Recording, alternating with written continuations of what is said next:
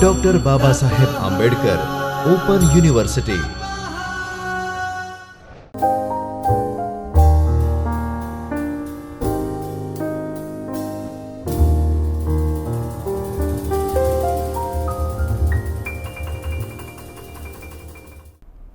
Namaskar students, welcome to Dr. Babasaheb Ambedkar Open University's Video Aids lecture session. I, Dr. Nikita Gadani, Assistant Professor in Department of English, School of Humanities and Social Sciences at Dr. Babasaheb Ambedkar Open University. Today's our lecture is on Paper 3, Unit 9, Historical Background of the Restoration Age, and components of our today's topic are: first we'll be talking about the objectives, then we'll be talking about the introduction portion of the unit, then after that we'll be talking about the historical background of the Restoration Age, then we'll be discussing about the literary characteristic of that particular period, that is the Restoration Age. Then we'll be talking about the poetry of the Restoration Age. Then we'll be talking about the prose of that particular period, that is the Restoration Age.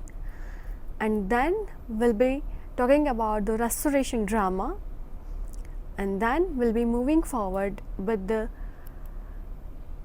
Restoration heroic tragedy, and then we'll be talking about the Restoration comedy of manners, and then we'll be talking and we'll be finally concluding our today's sessions. So objective of today's our presentations are, and today's our topic are, that in this unit what you are going to learn, that is you will be going to learn the historical background of the Restoration period,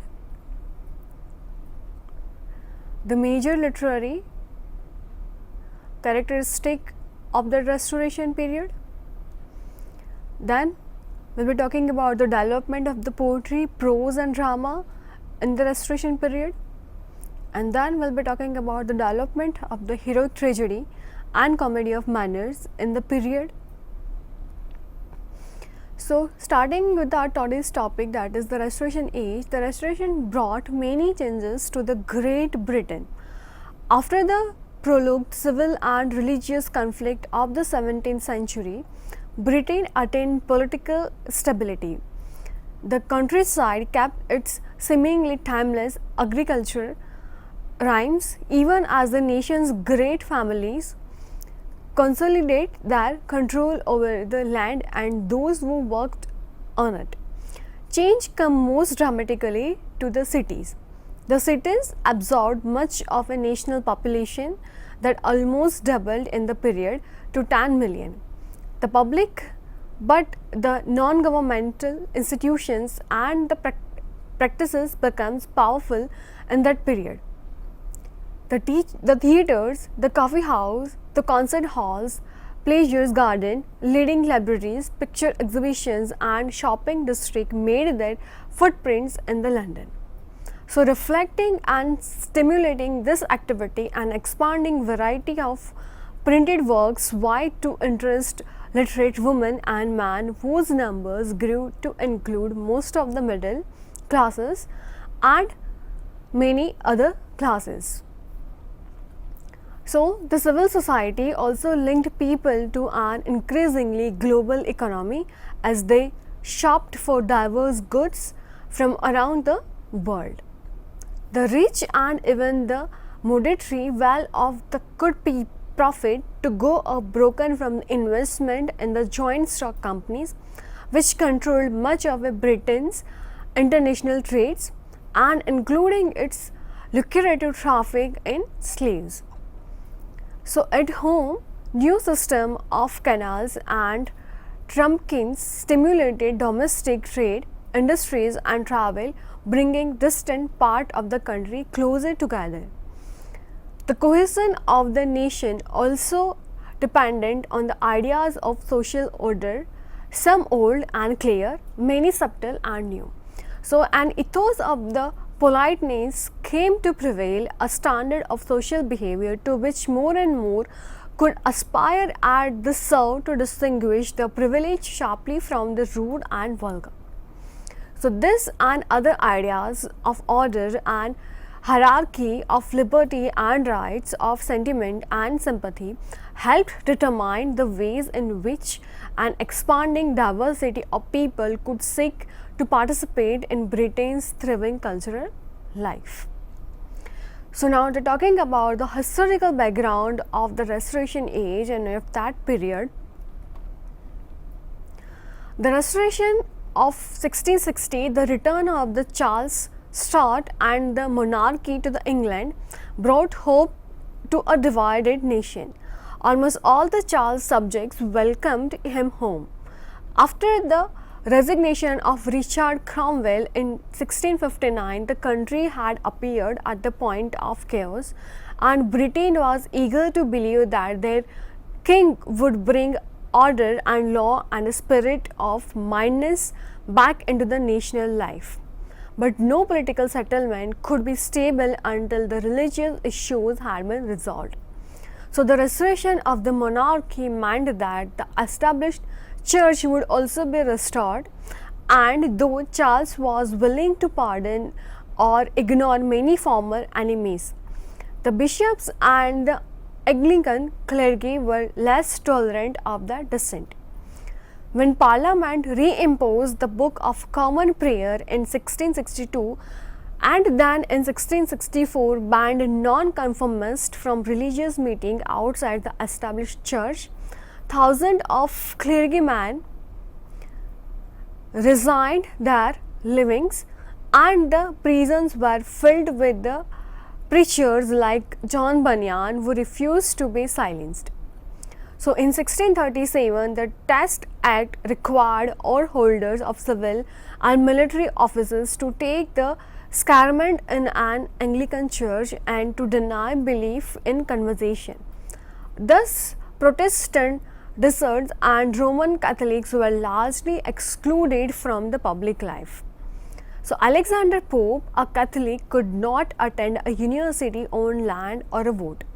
Yet the victory of the established church did not resolve the continuational issues that had divided Charles I and Parliament. So, now Charles II had promised to govern through the Parliament, but secretly tried to merge royal powers. He tried to hide his Catholic sympathies and avoided a test of strength with Parliament. So, in 1678, the report of the Popish plot in which Catholics would rise and murder their Protestant foes terrified London. So, no doubt the charge turned out to be the fraud. Still, the House of Commons exploited the fear by trying to force Charles to exclude his Catholic brother James, Duke of the York, from successions to the throne. So, the disorder of this period is captured brilliantly by the Dryden's Absalom and Achitopol in 1681. So, finally, Charles defeated by the exclusion bill by the dissolving Parliament. But the crisis resulted in the basic division of the country between the two new political parties, the Tories who supported the king and the Whigs, the Knights' opponents. So, neither the party could live with James II. So, after he came to the throne in 1685, he claimed the right to make his own laws, suspended the Test Act, and began to fill the army government with the fellow Catholics. So, the birth of James' sons in 1688 brought the matter into focus, and the secret negotiations paved the way of the Dutchman William of Orleans, a champion of Protestantism and the husband of James' Protestant daughter Mary. So, William landed with many small army in southern West England and marched towards the London. So, as he advanced, the king's alliances melted away and James fell to a permanent exile in France. But the House of Stuart would be heard from again. So for more than a half a century, some loyal Jacobites, especially in Scotland, supported James, his son, his grandson, as the legitimate ruler of Britain. So moreover, a good many writers from Abraham to Dryden to Robert Burns privately sympathized with Jacobites. But after the failure of one last rising in 1745, the cause vote decreases gradually into a wistful sentiment.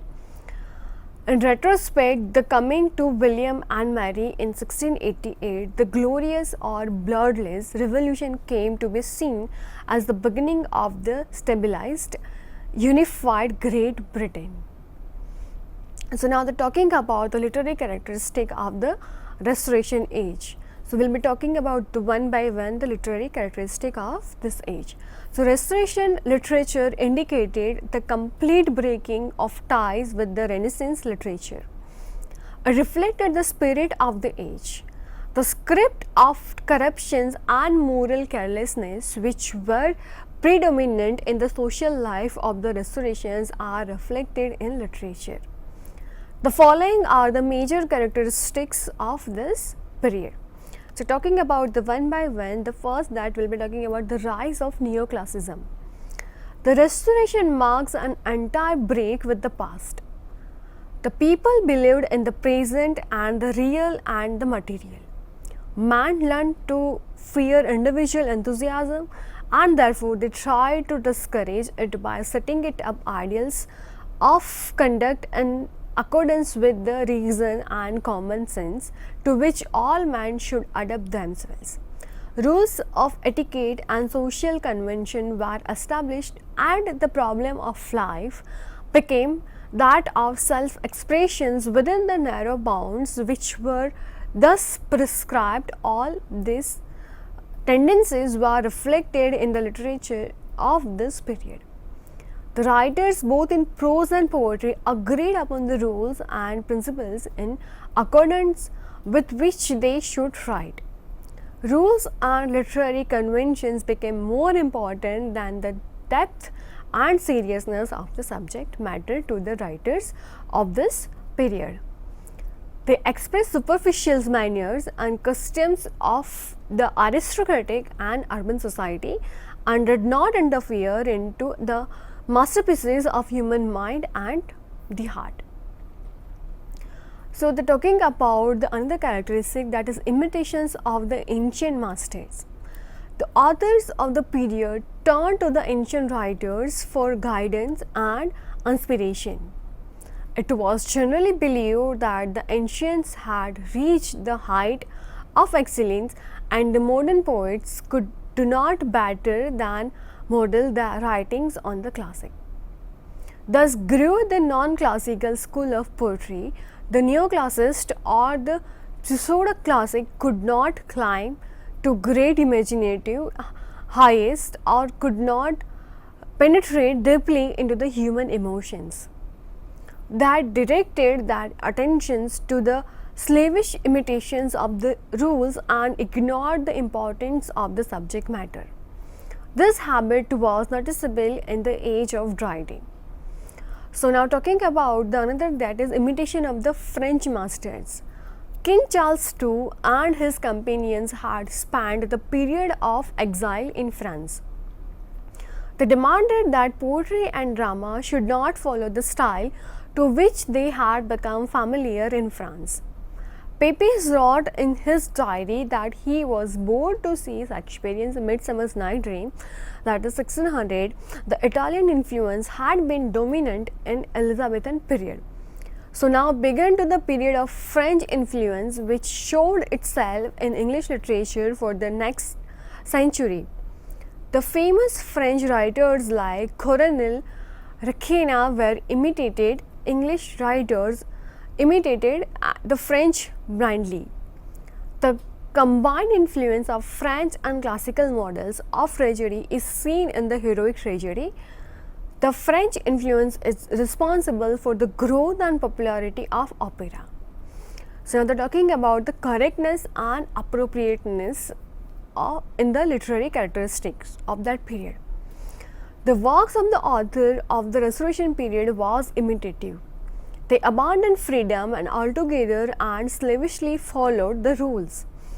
Edward Albert writes in History of English Literature that 1979, thus they evolved a number of rules which can usefully he summarized in the injunctions.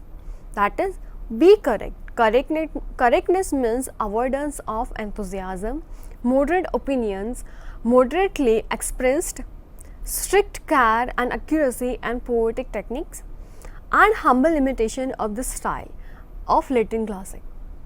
So, the new tendency which reached its climax in the age of Pope is very clearly marked in the literature of the Restoration period.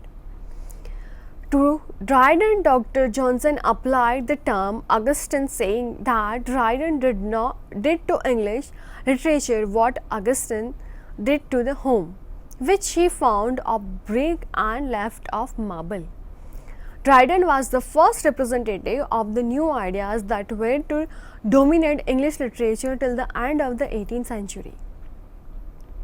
So, now talking about the realism and formalism. So, Restoration literature is realistic. It was very much concerned with the life in London and with the details of dress, fashions and manners. The early Restoration writers observes W.J. Long in English literature, its history and its significance for the life of the English-speaking world in 1909 sought to paint a realistic picture of corrupt court and society, and emphasized vices rather than virtues, and gave us coarse, low plays without interest or moral significance. Like Hobbes, they saw only the externals of man, his body and appetites, not his soul and his ideas. So later, however, this tendency to realism became more wholesome, while it neglected romantic poetry in which youth is externally interested. It led to a keener study of the particular motives which govern human action.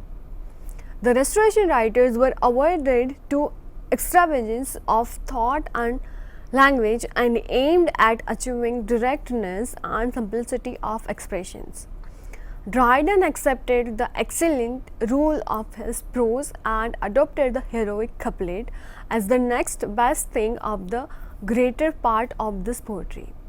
It is largely due to the Dryden that writers develop formalism of style that practice almost mathematical elegance, miscalled classicism, which ruled the English literature for the next century. So now they're talking about the poetry of the Restoration age. The poetry, then the subject matter of the Restoration period is formal, intellectual and realistic. In its form, it's more important that as it broke in some account of the English stages from the Restorations in 1660 to 1880, writers, the artificial style succeed to any level the natural, or to put in otherwise a more intellectual poetry, finally overcome poetry in which emotional always occupied thought.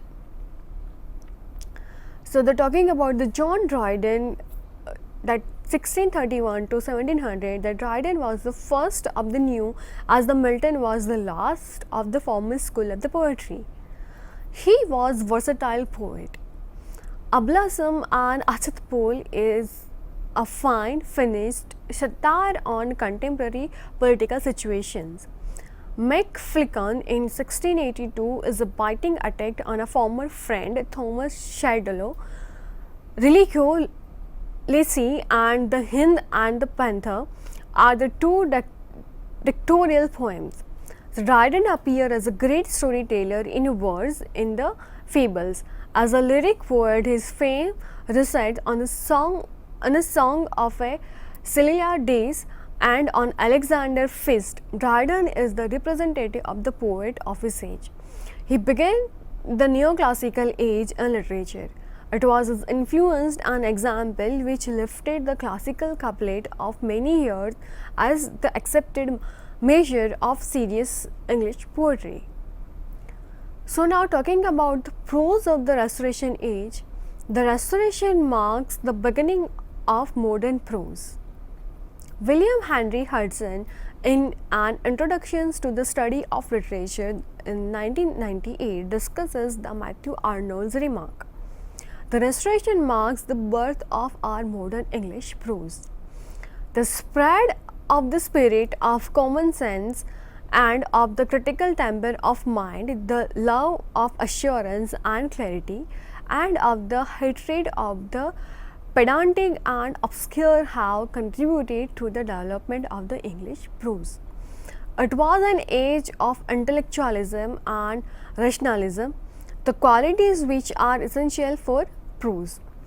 The growing interest in rationalism and the advancement of the science greatly aided the general movement towards the precision and lucidity of expression, which are the essential qualities of good prose style.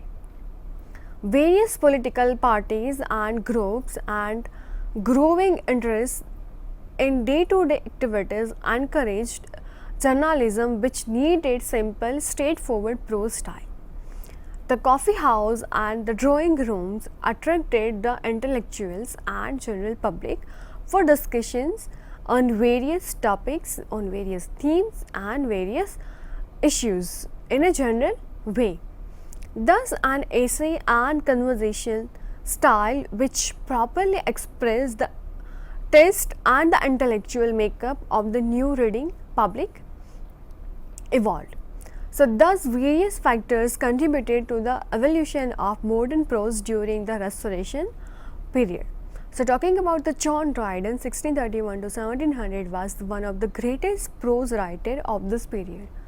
His prefaces and his famous essays on dramatic poetry make him the leader of the modern prose, in which the style is easy, unaffected, and in which proper words are placed in their proper places. John Bunyan 1632 to 1704 wrote two prose allegories, the one that is the Grace Abounding and the Pilgrim's Progress, and the life and that of Mr. Batman. So Bunyan is called a pioneer of English novel. The Pilgrim's Progress is remarkable for the impressive characters, presentation of contemporary life, and the dramatic interest. So Bunyan's style is a simple, clear, lucid, biblical, and colloquial. The diaries of the period are important in terms of the style and new form. There are two diaries writers who need to be introduced. The first, that is a diary of Sir John Pepys, that is 1632-1703, is remarkable for the unaffected naturalness of the style and narrative skill. As a historical document, it provides an interesting view of the life of Restoration London. John Evelyn's diary was written with an eye on the public. It is more finished productions in the manner of style. So other writers who deserve mentions are Lord Halifax, Sir William Temple, Thomas Hobbes, and Sir John Locke. So now talking about the Restoration drama, the theatres which closed in 1614 were opened during the Restoration period. So they become the violent hunt of the gentry classes. Consequently, the playwriters for the playhouses were distinctly calculated by the authors to appeal to a courtly and cavalier audience. It is this that explains the rise of the heroic tragedy and the development of the comedy of minds. The heroic tragedy appealed to artificial aristocratic sentiments on the subject of honor, and the Restoration comedy of manners reflected the morality vicious but intellectually brilliant atmosphere of the saloons and the chocolate houses. Talking about the Restoration heroic tragedy, the Restoration tragedy is also known as the heroic tragedy. The influence of French romance and drama produced its first important result in the form of the heroic play. Viola is the heroic woman. The Restoration tragedy is artificial. Its emotions are unreal. So, according to the Dobry, the fantastic ideas of Villot, the absurd notions of dauntless, gritty love of Restoration tragedy do not correspond with the exercise. It mainly deals with the conflict between the love and honor. So, John Dryden was the principal writer of the heroic tragedy. His famous tragedies are Conquest of Granada, that is in 1672, and All for Love or The World Well Lost in 1677. So, in Dryden's heroic play, we find a hero of superhuman powers and with superhuman ideals. So, there is a heroine of unsuppressed beauty. There is an inner conflict in the minds of several characters between the love and honor, and there is a striving story of a fighting and material enthusiasm filled with the intense dramatic interest. So, All for Love is the finest tragedy of this period.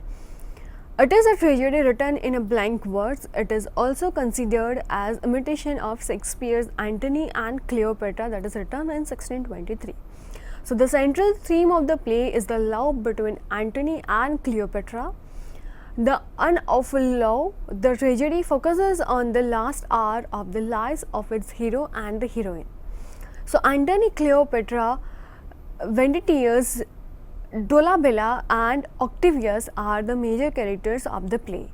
So, another playwright of this Restoration period was Thomas Otway, and he wrote Don Carlos in 1676, The Orphan in 1680, and the finally Venice Preserve, that is 1682, which is considered to be the most masterpiece of the Thomas Otway. So, Otway's sources for the play was a French novel, A Conspiracy of the Spaniards against the State of Venice, that is written in 1675 by the l'Abbé de Saint-Rel. It is the best example of the Restoration verse tragedy with some genuine comedic moments. So, now talking about the Restoration comedy of manners, that comedy of manners is used as the synonym of Restoration comedy.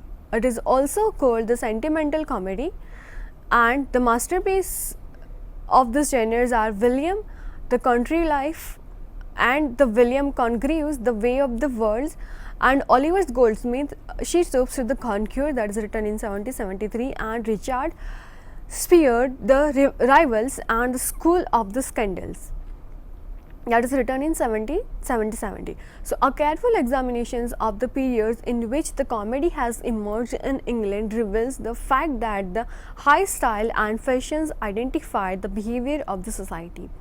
The Restoration era was the age of beauty, and his imitators, the folk, dress and mannerism, continue to be the important. So, it is a style of dramatic comedy that reflects the life, ideals and manners of upper class society.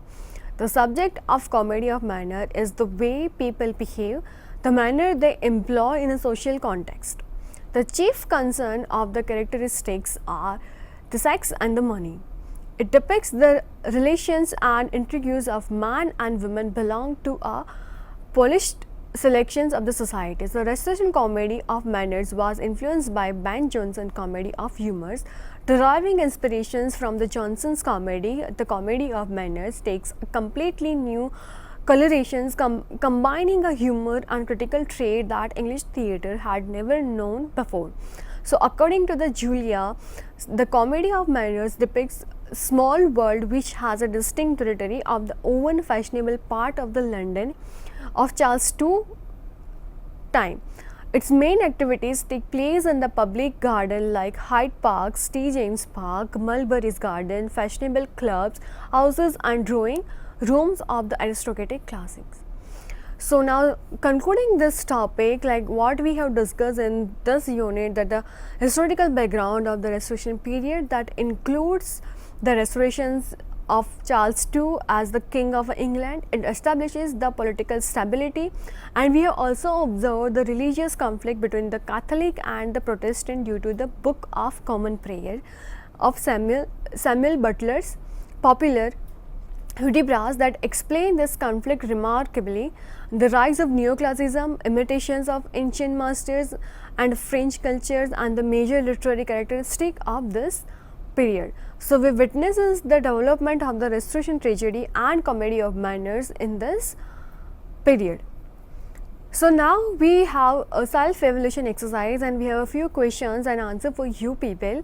So first and foremost, the question is that why do you think that the comedy of satire became the important during the Restoration period, and what does this suggest about the perspective of the writers of that era? So in this you can write about what we have discussed. The second question is that the Restoration literature is defined by a political event, that is the restoration of the monarchy in England in 1660. Why does the Restoration period teaches us about the relationship between the literature and the politics? So here you can write the answers about it. You can go through your text, you can go through this video, and you will be able to answer the right of these questions.